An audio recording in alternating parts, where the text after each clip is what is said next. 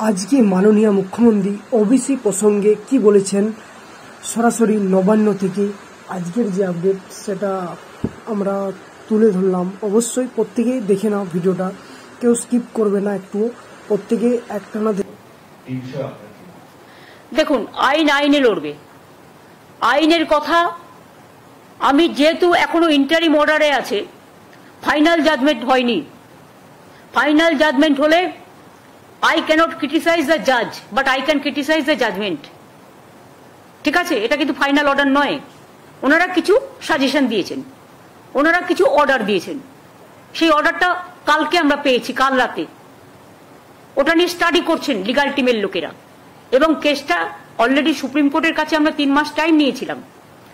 এবং আমরা যদি দেখি আইনত কোনটা আমাদের শুট করছে, সুপ্রিম কোর্টের 3 মাস টাইম মোতাবেক আমরা কিন্তু কাজটা করেছিলাম। এবং কাজটা গভর্নমেন্ট করেনি, কাজটা করেছে ওবিসি কর্পোরেশন। এবং সেখানে একজন x senior justice of Calcutta high court সেখানে আছেন।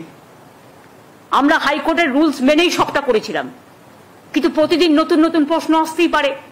আর আপনারা তো জানেন, সিপিএম আর বিজেপি কখনোই চায় না যে ওবিসি রিজার্ভেশন পাস হোক। এটা তো গরিব লোকেদের জন্য, এটা তো ইকোনমিক ব্যাকওয়ার্ড ক্লাস, যারা সোশ্যালি ব্যাকওয়ার্ড, যারা ইকোনমিক্যালি ব্যাকওয়ার্ড। শিডিউল কাস্ট ভাই বোনদের জন্য রিজার্ভেশন আছে, আমরা চাই থাকুক। ট্রাইবেলদের জন্য রিজার্ভেশন আছে, আমরা চাই থাকুক। যারা এখানে 33% লোক বাস করে, আমরা তো করিনি, দেশভাগের সময় থেকেই আছেন, তাদের অধিকার আমরা কি করে কাটবো? তাদের সম্পত্তি কাটতে হবে, তাদের চাকরি কাটতে হবে, তাদের শিক্ষা কাটতে হবে। তাদের আপনারা মানুষ হতে দেবেন না, মানুষের মতো মানুষ হিসেবে গড়ে তুলবেন না।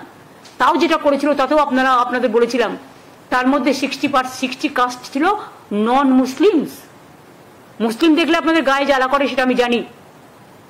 তা নেতাজি সুভাষচন্দ্র বোসের রাইট হ্যান্ড কে ছিলেন? শাহনওয়াজ খান। আপনারা বলতে আমায় বাধ্য করছেন। তাজমহলটা তৈরি করেছিলেন কে? শাহজাহান। কি করে ইতিহাসটাকে মুছবেন বলুন? গান্ধীজি কি বলেছিলেন? ঈশ্বর আল্লাহ তেরে নাম সবকো সুমতি দে ভগবান।